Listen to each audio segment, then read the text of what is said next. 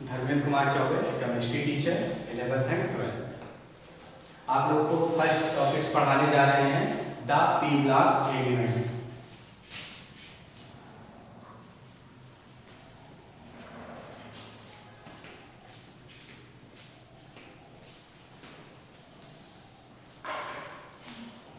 The P block elements जो है एक बहुत इंपॉर्टेंट जो है चैप्टर है। इसके कुछ बेसिक फंडामेंटल हैं जो कि आपको जान लेना चाहिए। ठीक है, सबसे पहले जो है द क्लासिफिकेशन ऑफ एलिमेंट्स का जो है सबसे पहले मेंडलीव ने किया था 1869 में। एक साइंटिस्ट थे मेंडलीव, इन्होंने 1869 में सबसे पहले एलिमेंट का जो है क्लासिफिकेशन किया था और पीरियोडिक टेबल बनाया था। The physical and chemical character of elements are periodic function of their atomic masses। किसी भी तत्व का भौतिक रासायनिक गुण जो होता है उसके परमाणु भार के आवर्ती फलन होता है, मीन्स परमाणु भार के अकॉर्डिंग जो है रखा गया है। ठीक है, अगर आप लोगों ने पीरियोडिक टेबल को बहुत ध्यान से देखा होगा तो इस तरीके से कुछ पीरियोडिक टेबल का जो है स्ट्रक्चर जो है बनता है। ठीक है, इस तरीके से बनाया गया होगा पीरियोडिक टेबल। ठीक है, पीरियोडिक टेबल में जो है 1 से 18 ग्रुप है और 1 to 7 जो है पीरियड्स हैं। ठीक है, अब आपके दिमाग में आ रहा होगा कि ये ग्रुप क्या है। तो जितने भी वर्टिकल कॉलम्स यहाँ पर ऐसे खींचे गए हैं, ठीक है, वो सब आपके क्या होते हैं, ये ग्रुप होते हैं। क्या होते हैं, ये आपके ग्रुप माने जाते हैं। और जितने भी हॉरिजॉन्टल कॉलम्स हैं इस तरीके से दिए गए हैं वो आपके क्या हैं, वो पीरियड्स माने जाते हैं। ठीक है, इस तरीके से। अब यहाँ पर जो हमारा पूरा जो पीरियोडिक टेबल जो है वो ब्लॉक में बटा हुआ है। ब्लॉक क्या है आपका, एस पी डी या ये आपके 4 ब्लॉक होते हैं। ठीक है, एस ब्लॉक में आपका फर्स्ट ग्रुप है और सेकेंड ग्रुप है। ठीक है, उसके बाद आपकी डी ब्लॉक में जो है 3 से 12 ग्रुप है और पी ब्लॉक में 13 to 18 ग्रुप है। और एफ ब्लॉक को यहाँ लेके नीचे रखा गया है जिसमें 2 सीरीज है, एक 4F सीरीज है जिसको लैंथामेट्स कहते हैं और एक 5F सीरीज है जो एक्टेनमेट्स है। ठीक है, अरे एस पी डी और एफ। ठीक है, इस तरीके से रखा गया है। तो जो आपका यहाँ पर इंटरमीडिएट दिया गया है कि द पी ब्लॉक एलिमेंट्स। ठीक है, द पी ब्लॉक एलिमेंट्स दिया गया है। ठीक है, तो यहाँ पे जो पी ब्लॉक एलिमेंट्स में दिया गया है वो 13 to 18 ग्रुप दिया गया है। यानी पी ब्लॉक का आपका कितना हो गया, पी ब्लॉक एलिमेंट्स। ठीक है, ये 13 ग्रुप है, 14 ग्रुप है, 15 ग्रुप है, 16 है, 17 है और 18 है। 13, 14 ग्रुप आप लोगों ने फर्स्ट ईयर में पढ़ा होगा, ये 11th क्लास में पढ़ा होगा। और 15 to 18 जो है हमको इंटरमीडिएट में जो है ये पढ़ना है। ठीक है, लेकिन सबसे ज्यादा इंपॉर्टेंस जो है पी ब्लॉक का जो है वो 15 ग्रुप से स्टार्ट हो रहा है, इसीलिए आपको सबसे पहले जो पढ़ाया जाएगा वो 15 ग्रुप ही आपको पढ़ाया जाएगा। ठीक है,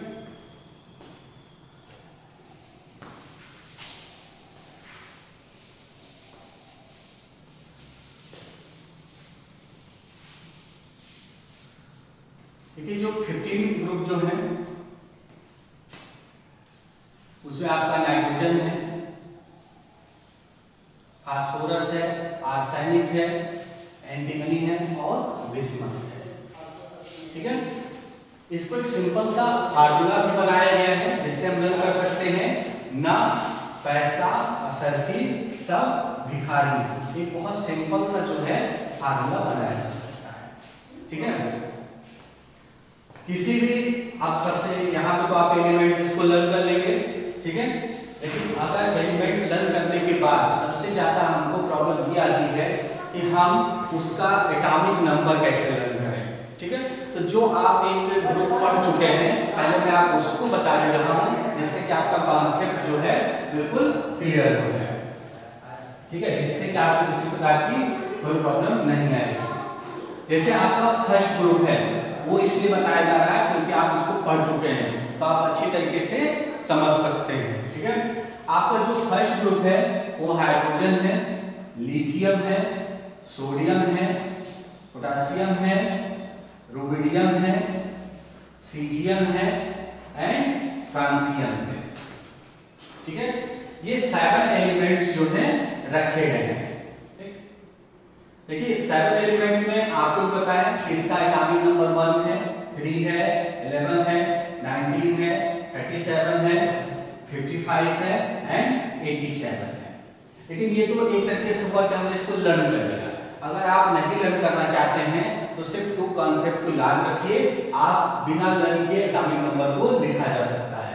पहला इसके लिए फर्स्ट कॉन्सेप्ट जो है आपको पता होना चाहिए, इसका मैजिक नंबर। क्या पता होना चाहिए? Magic number. Ne2 8 18 एंड 32 जो पूरा लिखा हुआ है 2 8 8 18 18 एंड 32 एंड 32 ये पूरा ऐसे लिखा हुआ है। ठीक है, ये कहां से आया मैजिक नंबर?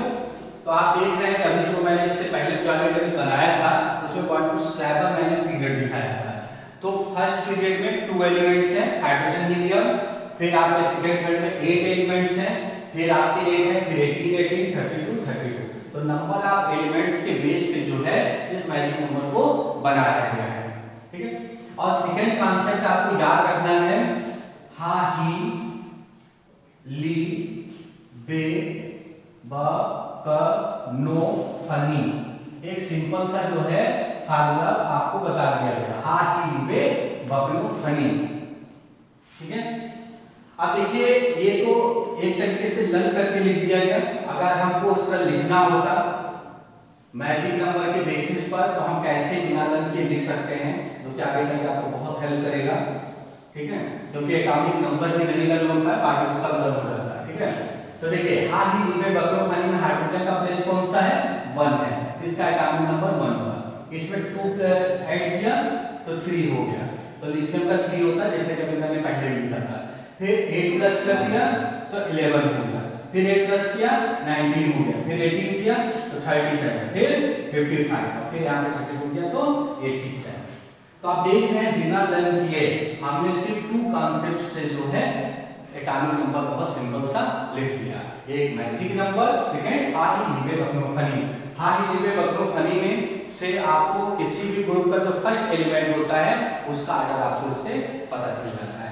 तो अब अगर यही फार्मूला आप इस पे अप्लाई कर दें तो उसको आराम से लिखा जा सकता है। ठीक है, बस ये ध्यान रखना होगा कि जैसे आपका जो फर्स्ट पीरियड जो है उसमें आपका हाइड्रोजन हीलियम थोड़ा उससे नीचे जो पिरामिड आपने 11th क्लास में पढ़ा होगा उससे ये नीचे ऑर्डर इसका शुरू होता है। ठीक है, तो यहाँ पर हा ही ली बे बबलो फनी में नाइट्रोजन का प्लेस कौन सा है? 7 है, यहाँ पे 7 लिखेंगे।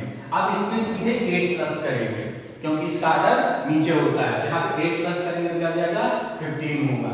तो इस तरीके से आप चाहेंगे तो इनको लिखा जा सकता है। ठीक है, यहाँ पर अब सबसे ज्यादा इंपॉर्टेंट जो है आप नाइट्रोजन को पढ़ेंगे, यानी इस ग्रुप को हम लोग क्या कहते हैं?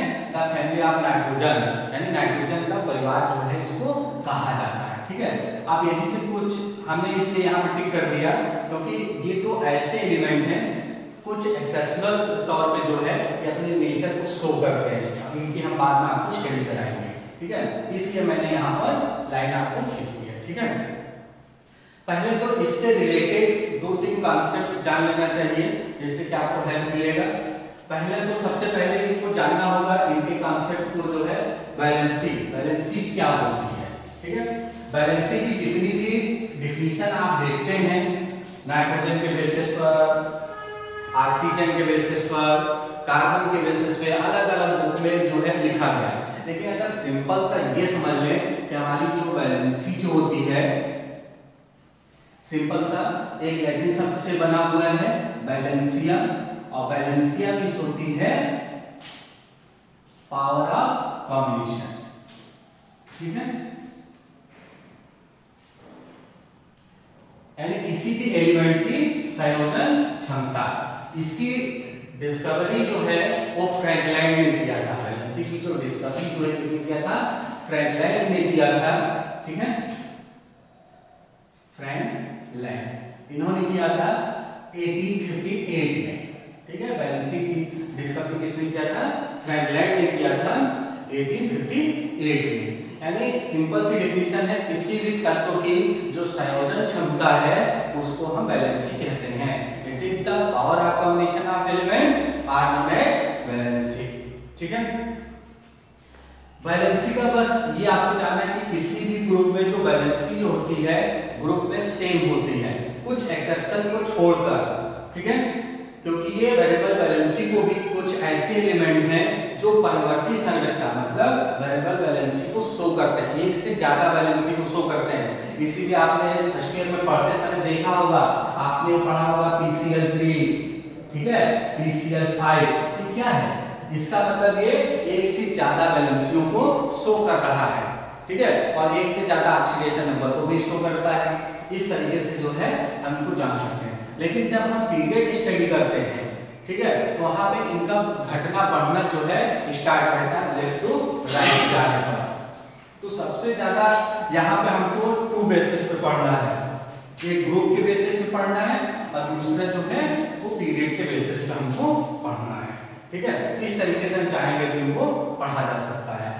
ठीक है, उसके बाद सेकेंड जो हम पढ़ते हैं एटॉमिक रेडियस पढ़ते हैं। क्या पढ़ते हैं? एटॉमिक रेडियस यानी परमाणु त्रिज्या। ठीक है, देखिए जो एटॉमिक रेडियस जो है, अगर आपने कभी भी मैथ में सर्कुलर बनाया होगा तो जो रिंग गोला बनाया होगा तो आप देखते हैं कि इसके हाफ डिस्टेंस को हम लोग क्या कहते हैं?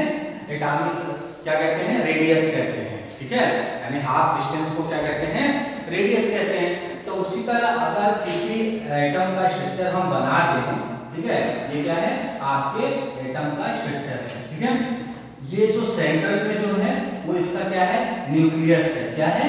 न्यूक्लियस है। ठीक है, और ये जो चारों तरफ जो है ऑर्बिटल दिए गए हैं। बहुत से लोग जो है इसको ऑर्बिटल रीड करते हैं। क्या करते हैं? ऑर्बिटल, लेकिन सही टर्म क्या है? ऑर्बिटल। तो हम इसको ऑर्बिटल ही कहेंगे। ठीक है, ऑर्बिटल में जो है इलेक्ट्रॉन कंटिन्यू जो है मूव करते रहते हैं। ठीक है, ये आपका 1 2 3 4 ये 5 6 7 8। ठीक, मतलब मैजिक नंबर के बेस पर ही ये भी मूव करते हैं। फर्स्ट ऑर्बिटल में 2 फिर 8 फिर 8, इस तरीके से जो है इनका ऑर्डर बढ़ता जाता है। तो इसका देखिए जो सबसे लास्ट में सेल है वो क्या है? वैलेंस सेल है, मतलब आउटर मोस्ट सेल। इसको हम लोग क्या कहते हैं? वैलेंस सेल कहते हैं। ठीक है, वैलेंस सेल। ठीक है, तो जो आपका वैलेंस है, अगर न्यूक्लियस से आउटर मोस्ट सेल की जो डिस्टेंस है, ठीक है, उसको हम लोग क्या कहते हैं? एटॉमिक रेडियस कहते हैं। क्या कहते हैं? एटॉमिक रेडियस कहते हैं। ठीक है, एटॉमिक रेडियस। ठीक है, बहुत सिंपल सी डेफिनेशन हो गया। नाभिक से आउटर सेल का जो पूरा दूरी है, डिस्टेंस है, उसको लोग क्या कहेंगे? एटॉमिक रेडियस कहेंगे। ठीक है, आप अगर ग्रुप में हम ऊपर से नीचे की ओर स्टडी करेंगे, अगर स्टडी कर रहे हैं, ठीक है, तो जैसे जैसे हम ऊपर से नीचे की ओर जाते हैं नंबर ऑफ सेल बढ़ते हैं। नंबर ऑफ सेल क्यों बढ़ते हैं? क्योंकि एटॉमिक नंबर बढ़ते हैं। तो जब एटॉमिक नंबर बढ़ेगा तो एटॉमिक रेडियस जो है वो भी बढ़ जाएगा। ठीक है, यानी number of shell atomic number बढ़ने के साथ जो एटॉमिक रेडियस है वो यहाँ पर बढ़ जाता है। ठीक है, एक तीसरा इसका कैरेक्टर आप पढ़ेंगे आयनाइजेशन एनर्जी, जिसको आयनन विभव भी कहते हैं। ठीक है, या आप स्टडी करेंगे। ठीक है, यहाँ पे देखिए बहुत केमिस्ट्री का एक ऐसा बेसिक फंडामेंटल चलता है कि जितने भी इसके शब्द आप पढ़ रहे हैं उससे आप मीनिंग निकालकर, सेंस निकालकर आप चाहेंगे तो स्टडी कर सकते हैं। ठीक है, जैसे यहीं पर भी लिखा हुआ था एटॉमिक, एटॉमिक मींस एटम और रेडियस मतलब उसका डिस्टेंस, एटॉमिक रेडियस हो गया। उसी तरह आयन प्लस जेसन और प्लस एनर्जी। आयन, कोई भी एलिमेंट्स आयन में कब आएगा? बहुत सिंपल सा है, जब इलेक्ट्रॉन को लूज करेगा, मतलब जो मेटल होंगे इलेक्ट्रॉन को लूज करेंगे और जो नॉन मेटल होंगे इलेक्ट्रॉन को लेंगे, तभी उनके ऊपर पॉजिटिव या नेगेटिव चार्ज आता है, जिसको हम लोग आयन कहते हैं। जैसन मींस होता है फॉर्मेशन होना, ठीक है। जैसे सोडियम है, उसने अपने 1 इलेक्ट्रॉन को डोनेट कर दिया, तो उसके ऊपर कौन सा चार्ज आएगा? +1 का चार्ज आएगा। तो क्या हुआ? फॉर्मेशन हुआ कि नहीं हुआ? ठीक है। ऑक्सीजन है, इसको 2 इलेक्ट्रॉन की रिक्वायरमेंट होती है, हमेशा इलेक्ट्रॉन लेता है, ठीक है। इसके ऊपर -2 का चार्ज है, आया, माइनस माइनस लिख दीजिए और चाहे सिंपल सा -2 लिख दीजिए, ठीक है। तो क्या हुआ? फॉर्मेशन आयन का हुआ कि नहीं हुआ? आयन का फॉर्मेशन। तो उसी तरह कहा गया है आयन प्लस जेसन, मतलब आयन का फॉर्मेशन होना। और एनर्जी मींस टाइप्स ऑफ, एक फोर्स है ये, एनर्जी है ये, जो आयन में रिक्वायरमेंट होती है। यानी सिंपल समझ सकते हैं कि मेटल से इलेक्ट्रॉन को लूज करने के लिए, निकालने के लिए जितनी मिनिमम एनर्जी की जरूरत होती है, जितनी रिक्वायरमेंट होती है, बस उसको ही आयनाइजेशन एनर्जी यानी आयनन विभव कहते हैं, ठीक है। मतलब मेटल से इलेक्ट्रॉन को निकालने के लिए जितनी मिनिमम एनर्जी की जरूरत पड़ती है, जितनी जरूरत है, उसी को हम क्या कहते हैं? आयनाइजेशन एनर्जी कहते हैं। जैसे एग्जांपल पर, इसको एग्जांपल से आप समझ लीजिए। जैसे मान लीजिए मुझे इस डोर को तोड़ना है, ठीक है। तो हम तोड़ना चाहेंगे तो कैसे तोड़ पाएंगे? जब हमारे पास उतनी एनर्जी है कि हम इसको तोड़ सकते हैं। लेकिन छोटा बच्चा इसको नहीं तोड़ पाएगा। नहीं तोड़ पाएगा क्यों? क्योंकि उसके पास उतनी एनर्जी नहीं है। तो मेटल से इलेक्ट्रॉन को निकलने के लिए जितनी भी रिक्वायरमेंट है एनर्जी की, बस रिक्वायरमेंट एनर्जी को ही हम क्या कहते हैं? आयनाइजेशन एनर्जी कहते हैं, ठीक है। कोई भी आपका मेटल हो सकता है, जब उसमें से आपके इलेक्ट्रॉन निकल जाएंगे, ठीक है, तो क्या हो जाएगा? उसके ऊपर प्लस चार्ज आ जाएगा, ठीक है। जब ग्रुप में हम ऊपर से नीचे की ओर स्टडी करते हैं तो आयनाइजेशन एनर्जी की वैल्यू जो होती है वो कम हो जाती है। क्यों कम हो जाती है? क्योंकि नंबर ऑफ सेल बढ़ते हैं, मतलब एटॉमिक नंबर बढ़ता है, और जब एटॉमिक नंबर बढ़ने के साथ जो है उसकी वैल्यू जो होती कम हो जाती है। और आयनाइजेशन एनर्जी की वैल्यू जितना ही कम होगा, ठीक है, उतना ही वो एलिमेंट्स जो होगा वो रिएक्टिव होगा, ठीक है, उतना जल्दी ही रिएक्शन करेगा, ठीक है।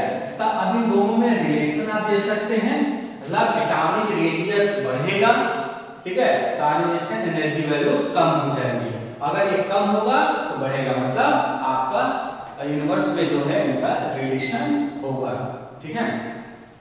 इसलिए इसमें 2 क्वेश्चन बनते हैं कि पूरे पीरियोडिक टेबल में जो मोस्ट इलेक्ट्रोनेगेटिव एलिमेंट है वो आपका क्या है? फ्लोरीन है, ठीक है। और जो मोस्ट इलेक्ट्रॉन आपका मेटल है, ठीक है, वो आपका सीजियम होता है। लेकिन कुछ एक्सेप्शन के तौर पे जो है बहुत लोग जो है पोटेशियम को भी क्या कहते हैं, लेकिन ओवरऑल अगर देखेंगे तो आप सीजियम को जो है माना जाएगा कि वो है, ठीक है, क्योंकि उसका जो है ऊपर से नीचे के काम स्टडी करने पर। और एक चीज हमेशा ध्यान रखिए, अगर पी क्लास को अच्छे तरीके से पढ़ना है तो आप पहले 11th क्लास में जो आपने यस क्लास पढ़ा है उसको आप पढ़ेंगे, क्योंकि बेस जो है वहीं से स्टार्ट होता है। जितने भी कॉन्सेप्ट हैं सब एक दूसरे से जो है इंटर रिलेटेड हैं, जो कि आपको इसमें पढ़ना होगा, ठीक है। उसके बाद आप जो फोर्थ अगर पढ़ना चाहें, ठीक है, तो पढ़ा जा सकता है इलेक्ट्रॉन गेन एंथैल्पी, पढ़ सकते हैं इलेक्ट्रॉन गेन एंथैल्पी, ठीक है। ठीक, देखिए electron means electron, gain means लेना, एंथैल्पी मींस एनर्जी। मतलब अभी तक आयनाइजेशन एनर्जी में आपने पढ़ा कि वो डोनेट कर रहा था, और इलेक्ट्रॉन का एंथैल्पी क्या करना है? उसको लेना है। मतलब इलेक्ट्रॉन लेने के लिए जितनी भी एनर्जी रिक्वायरमेंट है उसको हम लोग कहेंगे इलेक्ट्रॉन गेन एंथैल्पी कहा जाएगा, ठीक है। और कुछ और भी बेसिक चीज जान लीजिए, जैसे यहाँ पे हमने आपको बताया कि जैसा मतलब फॉर्मेशन होना, ठीक है। उसी तरह अगर केमिस्ट्री में कहीं भी आप पढ़ रहे हैं तो आप देखते हैं जैसे एक सीटी टर्म आता है, प्योरिसिटी, ठीक है, एटॉमिसिटी, ठीक है, लिटी। तो ये जो टर्म जितने भी आते हैं तो इसका मतलब होता है मैक्सिमम नंबर, ठीक है। यहाँ पर एक चीज ध्यान देना होगा, सिटी लिटी का मतलब इसलिए मैंने आपको बताया क्योंकि अभी पढ़ते समय जैसे बीच बीच में टर्म आते हैं, जिसको पढ़ते समय जब आप बुक स्टडी करेंगे तो बीच बीच में आएगा पीरियोडिसिटी, ठीक है। बेटा जो आप लोग को बताया गया है उसको वीडियो सुनने के बाद कम से कम एनसीईआरटी बुक जो है आपको दिया गया है उसको एक बार जरूर रीड कर लीजिएगा, सारे कॉन्सेप्ट जो है क्लियर हो जाएंगे। आपको होमवर्क में दिया गया है जो आपको लर्न करना है 15 से 18 ग्रुप का, ठीक है। ये जितने एलिमेंट्स हैं आपको ग्रुप वाइज इनके एलिमेंट्स के नेम लर्न कर लेने हैं और एटॉमिक नंबर लर्न कर लेना है, और दोनों का सिंपल सा फार्मूला बता दिया है। एक बार फिर से बता दे रहे हैं, अगर 15 ग्रुप का लर्न करना है एक फार्मूले बेस पर, ना पैसा असरफी सब भिखारी, सिंपल सा लर्न हो गया। 16 ग्रुप में उससे टेपो, 17 ग्रुप का फिर कल बाहर आई अंटी।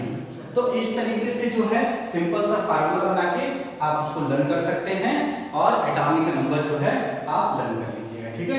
इतना आपके लिए होमवर्क हो गया, ठीक है। घर पे रहिए, स्वस्थ रहिए, सुरक्षित रहिए और हमारे साथ केमिस्ट्री पढ़ते रहिए।